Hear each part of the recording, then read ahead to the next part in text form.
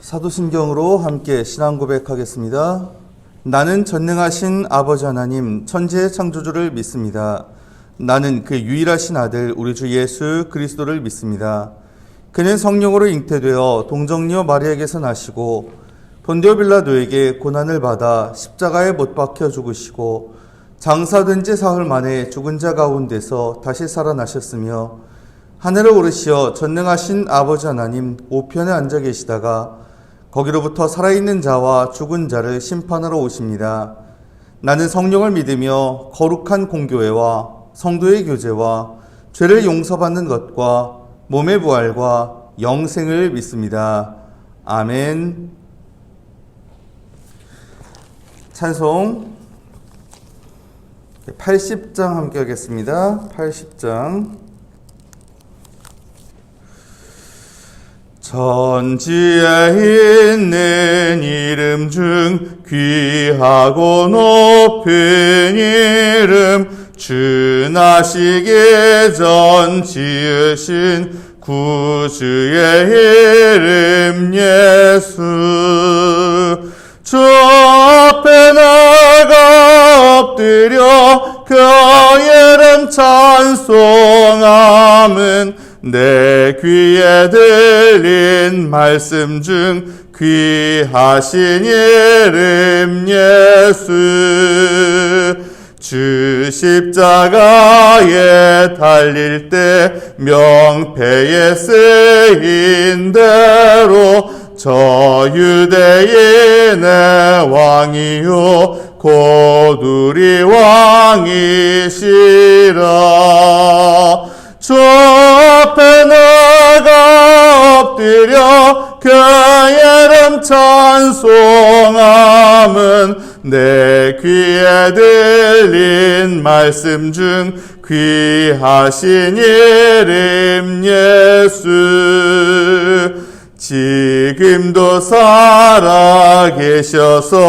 언제나 하시는 일 나 같은 죄인 부르사 참 소망 주시도다 주 앞에 내가 엎드려 그 이름 찬송함은 내 귀에 들린 말씀 중 귀하신 이름 예수 주 예수께서 영원히 어제나 오늘이나 그 이름으로 우리에게 참 복을 내리신다 주 앞에 나가 엎드려 그 이름 찬송함은 내 귀에 들린 말씀 중 귀하신 이름 예수 아멘.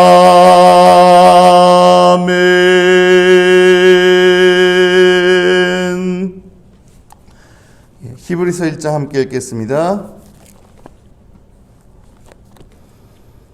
신약성경 353페이지죠. 성경 거의 맨 뒤쪽에 신약성경 353페이지 히브리서 1장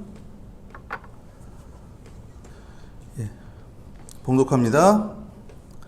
옛적의 선지자들을 통하여 여러 부분과 여러 모양으로 우리 조상들에게 말씀하신 하나님이 이 모든 날 마지막에는 아들을 통하여 우리에게 말씀하셨으니 이 아들을 만유의 상속자로 세우시고 또 그로 말미암아 모든 세계를 지으셨느니라.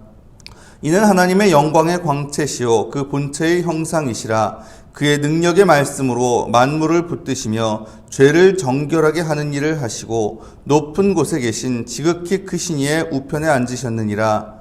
그가 천사보다 훨씬 뛰어남은 그들보다 더욱 아름다운 이름을 기업으로 얻으심이니 하나님께서 어느 때에 천사 중 누구에게 너는 내 아들이라 오늘 내가 너를 낳았다 하셨으며 또다시 나는 그에게 아버지가 되고 그는 내게 아들이 되리라 하셨느냐.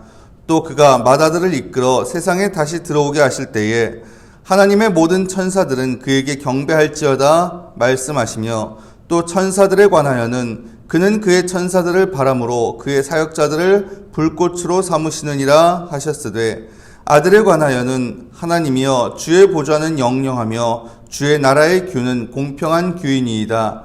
주께서 의를 사랑하시고 불법을 미워하셨으니 그러므로 하나님 곧 주의 하나님이 즐거움의 기름을 주께 부어 주를 동류들보다 뛰어나게 하셨도다 하였고 또 주여 태초에 주께서 땅에 기초를 두셨으며 하늘도 주의 손으로 지으신 바라. 그것들은 멸망할 것이나 오직 주는 영존할 것이요 그것들은 다 옷과 같이 낡아지리니 의복처럼 갈아입을 것이요 그것들은 옷과 같이 변할 것이나 주는 여전하여 연대가 다함이 없으리라 하였으나 어느 때에 천사 중 누구에게 내가 내 원수로 네 발등상이 되게 하기까지 너는 내 우편에 앉아 있으라 하셨느냐. 모든 천사들은 섬기는 영으로서 구원받을 상속자들을 위하여 섬기라고 보내심이 아니냐. 아멘. 사순절 특별 새벽기도의 10째 날입니다. 오늘도 이렇게 주님 앞에 나와서 기도함으로 하루 시작하시는 여러분께 주님의 은혜가 가득히 임하시길 간절히 바랍니다. 아멘. 이 히브리서는 통상 신약 성경에서 가장 어려운 책으로 손꼽혀온 말씀이기도 합니다. 대략 3가지 이유 때문에 그래요. 먼저는 이게 도대체 어떤 장르의 글인지가 불분명해요.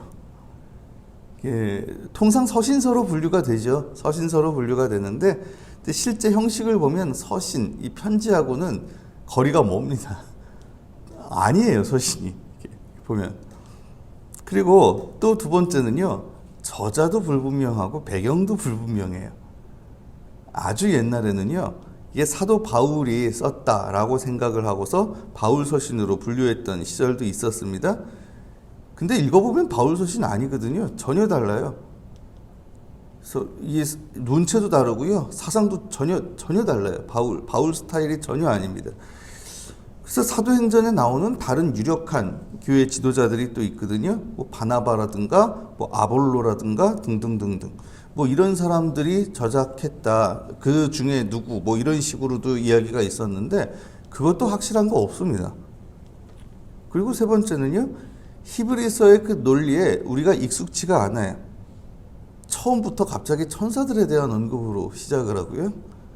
그리고 구약 성경의 제사제도에 대해서 아주 굉장히 큰 비중을 둬서 서술을 하고요. 또 수많은 구약 성경 인물들이 막 나오기도 하고 도대체 이게 우리한테 무슨 의미가 있나 싶죠. 그 현대 성서학자들은요. 대체로 히브리서가 설교문이다라고 하는데 동의를 합니다. 설교. 글로 작성된 한 편의 설교, 원고라는 겁니다. 실제로 이 히브리서를 보면은 청중들하고 계속 대화하는 듯한 말투로 진행이 돼요. 그리고 이 설교라는 게 사실 뭐예요? 설교는 사실 성경 본문 가지고 해석을 하고, 그렇죠? 그리고 그거를 또 회중들한테 적용을 하고 이런 식으로 구성되는 게 설교거든요. 근데 딱 그래요. 구약 성경 본문을 이렇게 이야기를 하고요. 그리고 그 본문 말씀 가지고 해석을 하고요. 또 그 해석을 갖고 지금 이 편지를 읽는 독자들한테 적용을 하고 딱 그런 식으로 구성이 됩니다. 이런 식으로 순서가 계속돼요. 어떤 말씀 나왔고 그 말씀 분석하고 그리고 그걸 가지고 그러니 당신들 이렇게 해라. 이런 패턴이 계속 반복이 됩니다. 그 저자나 배경 분명하진 않습니다. 아마도 구약 성경과 또 구약의 제사제도에 익숙한 유대인 그리스도인들을 위해서 쓰여진 책일 것이다 라고 추측이 됩니다. 그리고 또한 아마 핍박과 환난 중에 있었던 공동체가 아닐까. 그래서 실제로 이 히브리서에서 신앙에서 떨어지지 마라, 너희가 포기하지 마라, 이런 식으로 계속 경고하고 또 격려하는 듯한 말이 자주 나옵니다. 그래서 아마도 환난 중에 있었던 유대인 그리스도인 공동체를 위해서 그들의 사정을 잘 알고 있었던 무명의 저자가 목회자의 심정으로 그들을 독려하기 위해서 쓴 책이다 라고 보이는 거죠. 장르가 뭐다? 설교문. 그리고 논리 전개 방식 자체가 우리에게 익숙하지는 않은데 캐 들어가다 보면은 다른 책에서는 얻을 수 없는 엄청난 보화들, 여기서만 얻을 수 있는 그런 보배들이 있습니다. 특히 예수 그리스도께서 인간의 몸을 입고 오신 뭐죠? 성육신이라고 하죠. 성육신, 그리고 십자가 고난의 의미에 대해서 색다른 의미에서, 색다른 각도에서 심도 있게 서술한 책이 히브리서기도 해요. 그 중에서 대제사장 기독론이라는 게 있습니다. 예수 그리스도는 우리를 위한, 그렇죠? 완전한 대제사장이다라고 하는 사상. 이거는 성경 어디에서도 히브리서에서만 볼 수 있는 사상입니다. 히브리서에서만. 아주 탁월한 통찰이거든요. 그런 의미에서 사순절 기간에 이 히브리서를 묵상하는 거 굉장히 의미 있을 것 같습니다. 예수 그리스도의 십자가 고난의 의미에 대해서, 특히 자기 몸을 들이신 대제사장으로서 서술하는 책이기 때문에. 자, 먼저 1절에서 3절 전체 서론입니다. 대뜸 논의로 들어가요. 대뜸. 옛날의 선지자를 통해서 여러 부분과 여러 모양으로. 서신이 아니에요, 서신. 그 전통적인 서신서는요, 먼저 첫인사가 나와요. 첫인사가 나오고 수신자들에 대한 감사와 축복의 말, 이런 게 나옵니다. 그 사도로, 예수 그리스도의 사도로 부름받은 나 바울은 어디에 있는 성도님들과 누구와 누구에게 뭐 문안하노라, 이렇게 시작하고요. 그리고 또 그 주의 이름으로 하노니 예수 그리스도의 은혜와 축복이 너희에게 있을지어다, 뭐 이런 식으로 시작하거든요. 근데 안 나와요. 전혀 그런 얘기가 없고 대뜸 그냥 뭐예요? 논리부터 전개를 하잖아요. 본론이 바로 시작되는 것 같이 보입니다. 이게 서신 아닙니다. 그렇게 대뜸 처음부터 본격적인 논의가 나오는데 무슨 말부터 합니까? 하나님은 말씀하시는 분이라는 거죠. 전에는 선지자들을 통해서, 하지만 신약시대 이후에는 아들 예수 그리스도를 통해서. 그분은 어떤 분이다? 2절 후반부부터 말합니다. 1절부터 계속 볼게요. 옛적의 선지자들을 통하여 여러 부분과 여러 모양으로 우리 조상들에게 말씀하신 하나님은 옛적부터 선지자들을 통해서 말씀하셨다. 그리고 2절, 이 모든 날 마지막에는 아들을 통하여 우리에게 말씀하셨다. 이 아들을 만유의 상속자로 세우시고 또 그로 말미암아 모든 세계를 지으셨느니라. 이는 하나님의 영광의 광채시요 그 본체의 형상이시라. 그의 능력의 말씀으로 만물을 붙드시며 죄를 정결하게 하는 일을 하시고 높은 곳에 계신 지극히 크신 이의 우편에 앉으셨느니라. 그 아들을 통해 말씀하셨는데 그 아들 예수 그리스도는 이런 분이다 라고 하는 거죠. 4절부터 이제 본론이 시작됩니다. 근데 본론이, 내용이 뭐예요? 예수 그리스도는 천사보다 위대하다라는 거죠. 우리 입장에서는요, 뭐야 싶어요. 이거 너무 당연한 얘기 같고, 그거 얘기해봐야 뭐 의미가 있나 싶잖아요. 근데 이 유대인들은요, 천사에 대한 외경심을 갖고 있었다고 그럽니다. 심지어 어떤 사람들은요, 율법이 천사들을 통해서 주어졌다라고 믿었다고 그래요. 근데 그런 그들에게 그리스도가 천사보다 뛰어나다, 천사에 대한 환상을 깨는 거죠. 그리고 천사보다 위대하다 그러면 이렇게 또 관심 갖고 보는 사람도 있지 않았겠습니까? 그 근거를 그래서 구약 성경을 통해서 찾으려고 그럽니다. 먼저 이름에 대해서 4절 5절, 그가 천사보다 훨씬 뛰어남은 그들보다 더욱 아름다운 이름을 기업으로 얻으시리니 하나님께서 어느 때에 천사 중 누구에게 너는 내 아들이라 오늘 내가 너를 낳았다 하셨으며 또다시 나는 그에게 아버지가 되고 그는 내게 아들이 되리라 하셨느냐. 원래 이거는 다윗 왕조의 왕에게 쓰던 표현입니다. 시편을 인용한 말씀인데, 근데 이걸 통해서 예수 그리스도는, 다윗의 자손으로 오신 예수 그리스도는 하나님의 아들이라고 그렇게 불리워지는데 천사는 아니다라고 하는 이야기를 하는 거죠. 천사는 아들이라고 불린 적이 없어요. 그리고 두 번째, 경배받으실 분이다. 6절에 또 그가 맏아들을 이끌어 세상에 다시 들어오게 하실 때에 하나님의 모든 천사들은 그에게 경배할지어다 말씀하시며, 또 천사들에 관하여는 그는 그의 천사들을 바람으로 그의 사역자들을 불꽃으로 삼으시느니라 하셨으되. 그분은 경배받으실 분이래요. 근데 천사는 어때요? 천사는 그분을 경배하는 존재들입니다. 그리고 또 그 보좌가 8절 9절 말씀하죠. 아들에 관하여는 하나님이여 주의 보좌는 영영하며 주의 나라의 규는 공평한 규이니이다. 주께서 의를 사랑하시고 불법을 미워하셨으니 그러므로 하나님 곧 주의 하나님의 즐거움의 기름을 주께 부어 주를 동류들보다 뛰어나게 하셨도다 하였고 그 보좌가 영원할 것이다 라는 이야기를 하죠.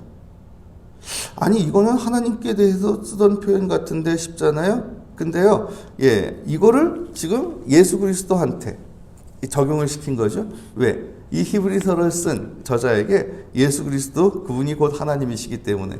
근데 자세히 보면은 또 그게 아닙니다. 여기에 8절 9절에 하나님하고 주가 따로 구분되어 있어요. 그렇죠? 하나님이여 주의 보좌.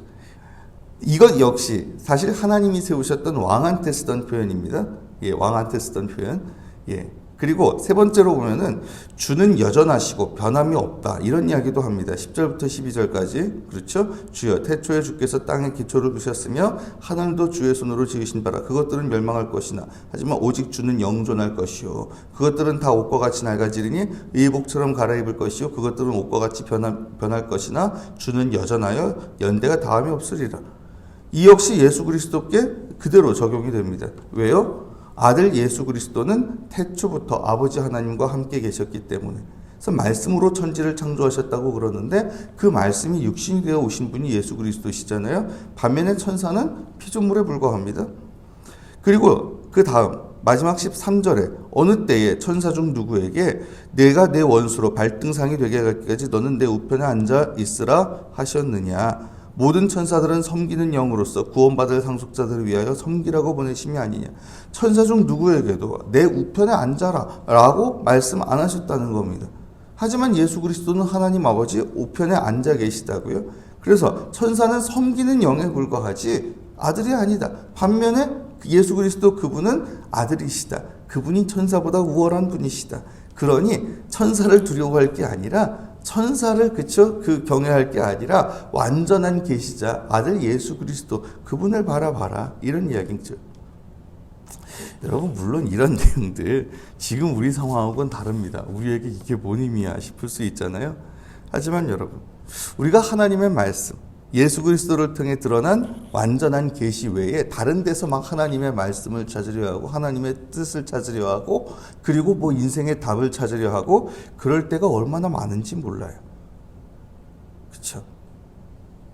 이 세상에 어떤 성공의 논리들 그리고 다른 사람들이 라는 뭔가 갖춰야 될 그런 것들 우리도 다 같이 해야 될 것 같고 그렇죠? 이거 안 하면 나도 왠지 안 될 것 같고 그게 뭐 작은 거든 큰 거든 간에 아니 교회 안에서조차 그렇죠.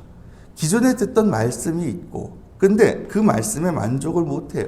그래서 깊이 있는 말씀 연구로 들어가면 괜찮은데 이게 엄한데 그래서 빠지는 경우들이 꽤 있잖아요. 과거의 신천지가 사람을 어떻게 미혹시켰는지 아시잖아요. 교회 부흥 전략 이거 어떻게? 교회 부흥 전략이라면서 예전에는 기업 경영학을 교회에 도입하기도 했었습니다. 또 이벤트성 행사로 승부하려고 했던 그런 시절도 있었고요. 아니 아예 우리 삶 속에 행복의 길을 다른 데서 찾으려고 하기도 했었고요. 근데 그런 거 전혀 필요 없다는 거예요, 사실은. 우리에게 가장 필요한 계시 이미 주어졌다는 사실 잊지 마십시오. 어떻게? 하나님의 말씀, 성경을 통해서. 그리고 무엇보다 육신으로 오신 말씀, 예수 그리스도를 통해서. 이미 하나님의 계시는 주어졌다는 사실. 그러기에 말씀을 통해 예수 그리스도 한 분만 온전히 붙들 때 우리에게 필요한 모든 은혜, 우리에게 놀랍도록 더입혀 주실 줄로 믿으시기를 바랍니다. 말씀 정리할게요. 사랑하는 여러분, 하나님은 말씀하시는 분입니다. 성경을 통해서 무엇보다 아들 예수 그리스도를 통해서 우리에게 지금도 말씀하십니다.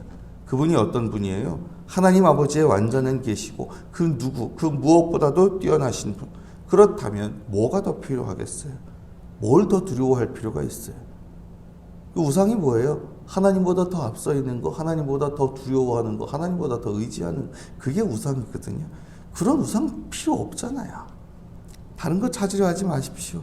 오직 말씀을 통해서 예수 그리스도 한 분 온전히 붙드는 가운데 하나님이 우리에게 주시고자 하는 은혜 충만히 받아 누리는 복된 인생 살아가는 저 여러분 다 되시길 이 시간 주님의 이름으로 축원합니다. 아멘. 기도드리겠습니다.